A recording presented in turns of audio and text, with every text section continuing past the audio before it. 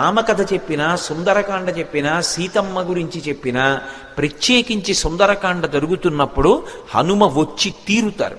ఎందుకు వస్తారంటే, రామాయణంలో ఉత్తరకాండలో ఒక విషయం ఉంది. రామచంద్రమూర్తి అవతార పరిసమాప్తి చేస్తూ హనుమని అడిగారు, హనుమ నువ్వు కూడా నాతో వచ్చేస్తావా అని అడిగారు.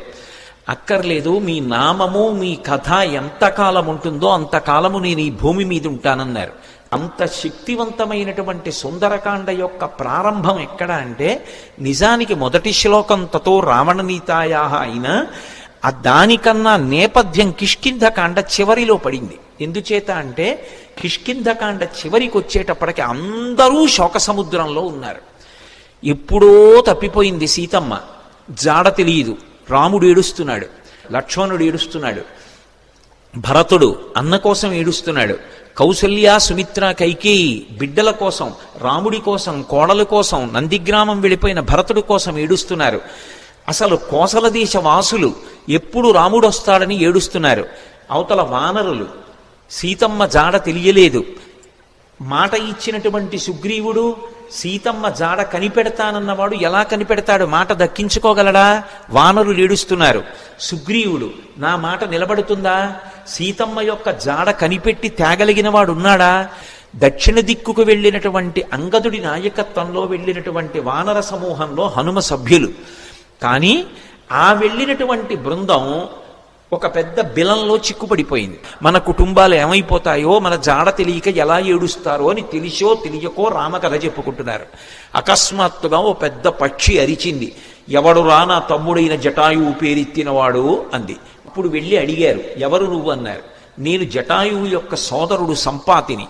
నా రెక్కలు కాలిపోయాయి, నాకు రెక్కలు లేవు, నన్ను తీసుకెళ్ళండి సముద్రం దగ్గరికి, నా తమ్ముడు మరణించాడన్న వార్త తెలిసింది కాబట్టి నేను జలతర్పణ చేస్తానంది.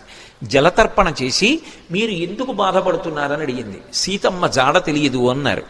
నేను సంపాతిని, నాకు విశేషమైనటువంటి దృష్టి శక్తి, నేను ఇక్కడ కూర్చుని చూస్తున్నాను, అదిగో లంకాపట్టణంలో సీతమ్మ ఉంది, నా మాట నమ్మండి, మీరు బయలుదేరండి, లంకలో అన్వేషించండి, మీకు సీతమ్మ కనపడుతుంది అంది. ఆ మాట సంపాతి చెప్పగానే కాలిపోయిన రెక్కలు మళ్ళీ వచ్చాయి కిష్కింధకాండ చివర్లో. అంటే రామకార్యం మీద వెడుతున్నటువంటి వాళ్ళకి మాట సాయం చేసినంత మాత్రం చేత కాలిపోయిన రెక్కలు మళ్ళీ పుట్టాయి. అంటే రామ కార్యం మీద వెడుతున్న వాళ్ళకి చేసేటటువంటి ఉపకారమునకు ఉండేటటువంటి బలం, రామ కథ తెలిసో తెలియకో చెప్పుకున్నంత మాత్రం చేత కలిగేటటువంటి ఫలం ఆవిష్కరించారు కిష్కింధకాండ చివరిలో. కాబట్టి ఇప్పుడు సంపాతి వాక్కులు విని వాళ్ళందరూ దక్షిణ సముద్రానికి ఉత్తర తీరంలో కూర్చున్నారు. 100 యోజనముల లవణ సముద్రాన్ని దాటి వెళ్ళాలి. ఎవరు 100 యోజనముల సముద్రాన్ని దాటి వెడతారు? అందరూ ఎవరి బలాన్ని వాళ్ళు చెప్తున్నారు. అందులో పెద్ద పెద్ద వానరులు ఉన్నారు. వాళ్ళందరూ ఏదో 30 అన్నారు, 40 అన్నారు, 50 అన్నారు, 60 అన్నారు, 70 అన్నారు. అంగదుడు అన్నాడు, నేను 100 యోజనములు దాటి లంకాపట్టణానికి వెడతాను, కానీ తిరిగి రాగలనో రాలేనో చెప్పలేనన్నాడు. మరి ఎవరు వెడతారు? ఒక్క స్వామి హనుమ మాత్రం సముద్ర తీరంలో మిగిలిన వానరులకందరికీ దూరంగా కూర్చుని రామనామ జపం చేస్తున్నారు. తన బలం తనకి తెలియదు. ఇప్పుడు జాంబవంతుడు హనుమ దగ్గరికి వెళ్ళారు. వెళ్ళి, నాయనా హనుమ, వానర జాతి యొక్క పరువు ప్రతిష్టలన్నీ నీ చేతుల మీద ఉన్నాయి, ఇంతటి బలసంపన్నుడవి, ఈ లోకంలో ముగ్గురున్నారు గమనవేగం ఉన్నవారు, అంత వేగంగా వెళ్ళగలిగినటువంటి ప్రాణి 4వది లేదు. మొట్టమొదటి వాడు వాయుదేవుడు నీ తండ్రి, 2వ వాడు గరుత్మంతుడు, 3వ వాడు నువ్వు. ఇంతటి వేగం కలిగిన వాడివి, ఇంత బలం కలిగిన వాడివి, చేతకాని వాడిలా ఇలా కూర్చుంటావా? నీ తల్లి పుంజకస్థల, ఆమెకి వాయుదేవుని యందు ఔరసపుత్రుడిగా జన్మించిన వాడివి. పుట్టగానే అపారమైనటువంటి వేగంతో సూర్యమండలం వైపు ప్రయాణం చేసి ఉదయిస్తున్న సూర్యబింబం తినే ఫలం అనుకుని వెళ్ళావు. ఇంద్రుడు వజ్రం పెట్టి కొడితే హనువులంటే నీ యొక్క దవడ సొట్టబడి కింద పడ్డావు కాబట్టి నీకు హనుమ అని పేరొచ్చింది. ఆ పేరు ఉంచుకోవాలి అని ఇంద్రుడు పరమ సంతోషంతో తన మెడలో ఉన్న పద్మాల మాల పైకెత్తి ఊపి, ఈ పిల్లవాడికి ఇంకొక పేరు ఉండకూడదు, నా వజ్రం చేత పుట్టిన పిల్లవాడిని కొడితే ఎడమ దవడ సొట్టబడింది కాబట్టి ఈ పిల్లవాడికి హనుమ అని పేరుంటుందన్నాడు. దేవతలందరూ తమ శక్తులు ధారపోశారు. నీ అంత శక్తివంతుడు లోకంలో ఇంకొకడు లేడు, ఇంతటి వేగం కలిగిన వాడివి, ఇంత శక్తి కలిగిన వాడివి నువ్వు ఇలా కూర్చుంటావా? ఒకప్పుడు నాకు కూడా ఎంతో బలం ఉండేది.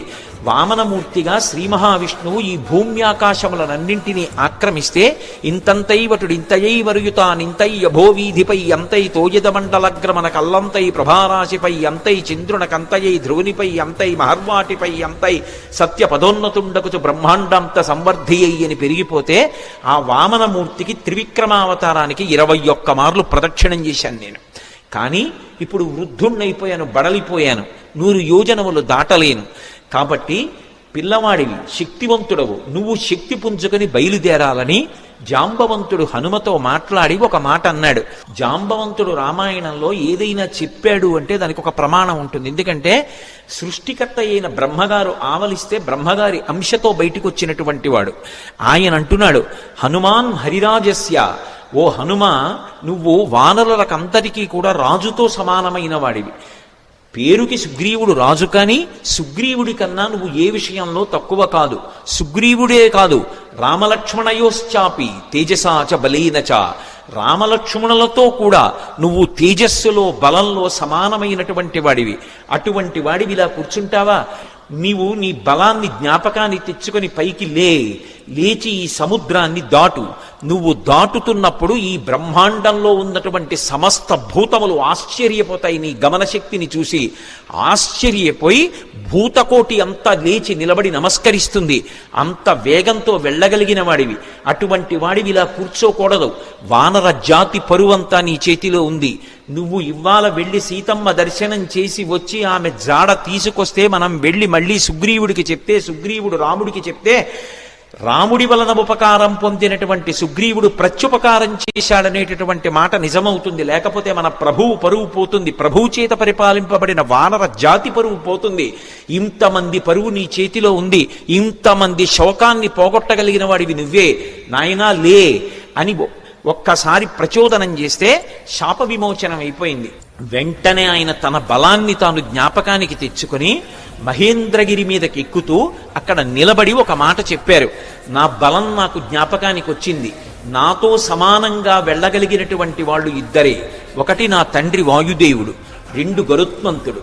నేను ఎంత వేగంగా వెడతానంటే సూర్యుడు ఉదయాద్రి మీద ఉదయించి ప్రయాణం ప్రారంభం చేసినప్పుడు సూర్యుడితో పాటుగా ప్రయాణం ప్రారంభం చేసి సూర్యుడు మధ్యాహ్నానికి ఆకాశం మధ్యలోకి వచ్చేటప్పటికి నేను పశ్చిమాద్రికి వెళ్ళి పశ్చిమాద్రిని ముట్టుకుని మళ్ళీ తిరిగి వచ్చి మధ్యాహ్నం సూర్యబింబాన్ని కలవగలను.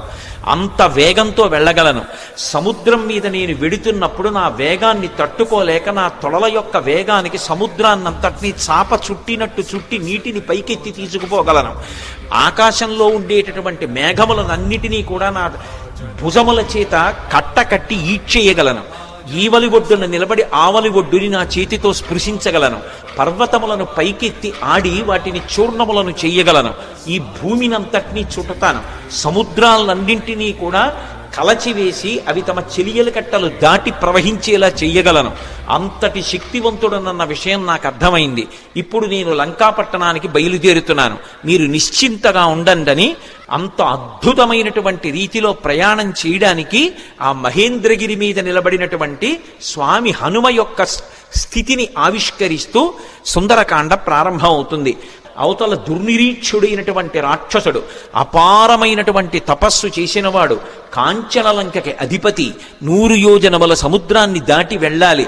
ఆవలి ఒడ్డున దిగిన దగ్గర నుంచి విచ్చుకత్తులు పట్టుకుని రాక్షసులు నిలబడతారు. ఎవడి తేజస్సు చూసినంత మాత్రం చేత యమధర్మరాజు గారు కూడా కాకిలో దూరి పారిపోయాడో అంతటి మహాతేజస్సంపన్నుడు. తన జీవితం మొత్తం మీద రామచంద్రమూర్తి చేతిలో చనిపోకముందు అతను ఓడిపోయింది 2 చేతిలోనే. ఒకటి వాలి చేతిలో ఓడిపోయాడు, 2 కార్తవీర్యార్జునుడి చేతిలో ఓడిపోయాడు. దిక్పాలకుడిని కూడా ఓడించాడు, దేవతల్ని ఓడించాడు, ఇంద్రుణ్ణి ఓడించాడు. అంతటి శక్తివంతుడు, దుర్నిరీక్షుడు, అసలు చూడ్డం కూడా సాధ్యం కాదు. అంతటి తేజస్సుతో వెలిగిపోతుంటాడు. కొన్ని కోట్ల మంది రాక్షసులు నిరంతరం పరివేష్టించి ఉండి లంకాపట్టణాన్ని కాపలా కాస్తూ ఉంటారు. అటువంటి లంకాపట్టణంలో అతను ప్రాణ సమానంగా భావించి దాచినటువంటి సీతమ్మ యొక్క జాడ కనిపెట్టాలనేటటువంటి సంకల్పం చేసుకుని బయలుదేరుతున్నారంటే అటువంటి సంకల్పం చెయ్యగలిగినటువంటి వాడు వేరొకడెక్కడుంటాడు? ఇగో స్వామి హనుమ బయలుదేరుతున్నారని ఆ విద్యాధరులందరూ లేచి నిలబడి ఆయనకి నమస్కరించి స్తోత్రం చేస్తున్నారు. ఇక బయలుదేరడానికి సిద్ధపడ్డారు. ఒక్కసారి తన బలాన్నంతటినీ పుంజుకున్నారు. ఒంటి మీద ఉన్నటువంటి వెంట్రుకలన్నీ నిక్కపొడుచుకున్నాయి. చెవులు రిక్కించారు. కళ్ళు రెండు దృష్టి నిలబెట్టి 100 యోజనముల సముద్రం వైపు చూశారు. ప్రాణవాయువుని లోపల బంధించారు. నాదములతో తొక్కి పెట్టి ఉంచారు. మోకాళ్ళు వంగి ఉన్నాయి. నడుం సన్నగా ఉంది. తొడలలోకి శక్తినంతటినీ పుంజుకున్నారు. ఇక ఎగరబోతూ కిందకి చూశారు. చిన్న చిన్న రూపాలతో కొన్ని లక్షల వానరములు స్వామికి నమస్కారం చేస్తూ శుభం కలగాలని, వానరజాతి పరువు నిలబడాలని స్తోత్రం చేస్తున్నాయి. వాళ్ళ వంక చూసి ప్రతిజ్ఞ చేశారు. నేను ఇప్పుడు బయలుదేరి వెళ్ళేటప్పుడు నా శక్తితో వెళ్ళటం లేదు. రామచంద్రమూర్తి తన ఎడమ చేత్తో బంగారు కోదండాన్ని పట్టుకుని అక్షయ బాణతూణీరంలోంచి బాణాన్ని తీసి కుడి చేతితో వింటినారికి సంధించి ఆకర్ణాంతంలాగి విడిచిపెట్టబడినటువంటి రామబాణం మధ్యలో ఆగకుండా వెళ్లి లక్ష్యం మీద ఎలా పడిపోతుందో అలా రామచంద్రమూర్తి యొక్క అనుగ్రహాన్ని పొందినటువంటి నేను లంకాపట్టణం మీద వెళ్ళి పడతాను. ఆ పడిన తరువాత సీతమ్మ జాడ కనిపెట్టడానికి అన్వేషిస్తాను. ఒకవేళ నాకు సీతమ్మ జాడ దొరకకపోతే 10 తలలు కలిగినటువంటి రావణాసురుణ్ణి బంధించి తీసుకొచ్చి ప్రస్రవణ పర్వత చక్రముల మీద కూర్చున్న రామచంద్రమూర్తి పాదముల దగ్గర పడేసి వాడి చేత నిజం కక్కిస్తాను. ఒకవేళ రావణుడు కూడా కనపడకపోతే అక్కడి నుంచి స్వర్గలోకానికి వెళ్ళి స్వర్గలోకంలో కూడా సీతమ్మను అన్వేషిస్తాను.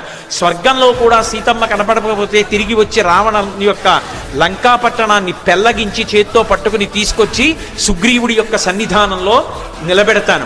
అటువంటి బలాన్ని పుంజుకుని నేను బయలుదేరుతున్నాను. మీరు బెంగ పెట్టుకోకండి, రామకార్యాన్ని సాధిస్తాను. ఆ పట్టుదలతో ప్రతిజ్ఞ చేసి ఇక బయలుదేరడానికి సిద్ధపడ్డారు. ఒక్కసారి ఎగిరేటప్పటికి కొన్ని 100 సంవత్సరముల నుంచి ఆ పర్వతం మీద పెరుగుతున్నటువంటి మహావృక్షములు కూడా కూకటి వేళ్లతో సహా పెకలింపబడి ఆయన తొడల వేగానికి ఆయనతో పాటుగా వెళ్ళి కొంత దూరం వెళ్ళిన తరువాత ఇక ఆ వేగంతో వెళ్ళలేక సముద్రంలో పడిపోయి